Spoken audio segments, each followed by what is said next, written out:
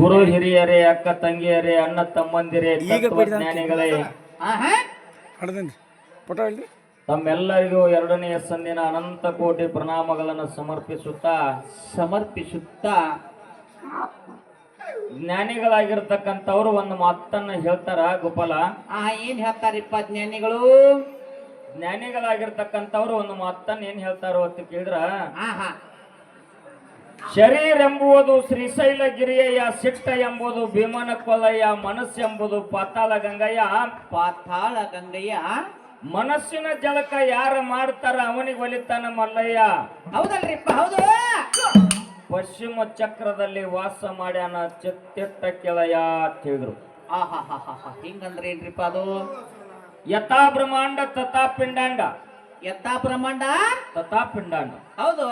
ಹೆಂಗ ಬ್ರಹ್ಮಾಂಡದೋ ಹಂಗ ಪಿಂಡಾಂಡದ, ಹೆಂಗ ಪಿಂಡಾಂಡದೋ ಹಂಗ ಬ್ರಹ್ಮಾಂಡದ.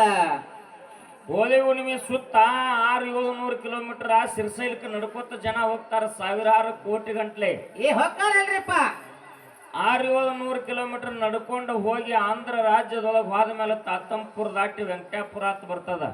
ಬರ್ತಲ್ರಿಪ್ಪ. ಹೆಂಗೋ ಪ್ರಕಾಶ್, ವೆಂಕಟಾಪುರಕ್ಕೆ ರೋಡ್ ಬಿಟ್ಟ ಆ ಗುಡಗಾಡದಾಗ ನಡೆದ್ರಂದ್ರ ಡೊಂಕ ಹನುಮಪ್ಪ, ವೀರಣ್ಣನ ಹೊಂಡ, ಅಂಬಲಿ ಹಳ್ಳ, ಗಂಗಾನ ಕೊಲೆ, ಭೀಮನ ಕೊಲ, ಕೈಲಾಸ ಬಾಗ್ಲ, ಹೌದು, ಅಡಕೇಶ್ವರ, ಚಿಕ್ಕನೇಶ್ವರ, ಸಾಕ್ಷಿ ಗಣಪತಿ, ಹೌದು, ದೂಲಗಾಲಿ ಮಲ್ಲಿಕಾರ್ಜುನ ದರ್ಶನ. ಹೌದಲ್ರಿಪ್ಪ. ಇದು ಬಹಿರಂಗದೊಳಗಿನ ಮಾತು. ಯಾರು ಬೇಕಾದವ್ರು ಹೋಗಿ ನೋಡಿದ್ರು ಇದು ಕಾಣಿಸ್ತದ. ಇದು ಬಹಿರಂಗದಾಗಿನ ಮಾತು. ಜ್ಞಾನಿ ಹೇಳ್ತಾನ ಅಂತರಂಗದೊಳಗ. ಏನ್ ಹೇಳ್ತಾನ್ರಿಪ್ಪ ಅಂತರಂಗದೊಳಗ? ಅಲ್ಲಿ ಎಲ್ಲಾ ಏನೈತಿಲ್ಲ ಅದೆಲ್ಲ ಇಲ್ಲಿ ಒಳಗೈತಿ ಅಂತ ಹೇಳ್ತಾನ. ಈ ಶರೀರ ಅನ್ನುವಂತಾದ ಶ್ರೀಶೈಲಗಿರಿ, ಇದ್ರೊಳಗೆ ಸಿಟ್ಟು ಅನ್ನುವಂತಾದ ಭೀಮನ ಕೊಲ, ಹೌದು, ಮನಸ್ಸು ಅನ್ನುವಂತಾದ ಪಾತಾಳ ಗಂಗಿ, ಮನಸ್ಸಿನ ಜಳಕ ಯಾರು ಮಾಡ್ತಾರ ಅವನಿಗೆ ಮಲ್ಲಿಕಾರ್ಜುನ ದರ್ಶನ ಆಗ್ತದ. ಹೌದೌದು. ಮಲ್ಲಿಕಾರ್ಜುನ ಇಲ್ಲಿ ಎಲ್ಲಿದಾನ ಅಂತ ಕೇಳಿದ್ರೆ ಪಶ್ಚಿಮ ಚಕ್ರದಲ್ಲಿ ವಾಸ ಮಾಡ್ಯಾನ ಚಿತ್ತೆಟ್ಟ ಕೆಳಯ ಅಂತ ಹೇಳಿದ್ರು. ಹೌದಲ್ರಿಪ್ಪ. ಪಶ್ಚಿಮ ಚಕ್ರ ಅಂದ್ರೆ ಎಲ್ಲಿರ್ತದ ಗೋಪಾಲ? ಎಲ್ಲಿರುತ್ತೆ ಅರ್ಜುನ?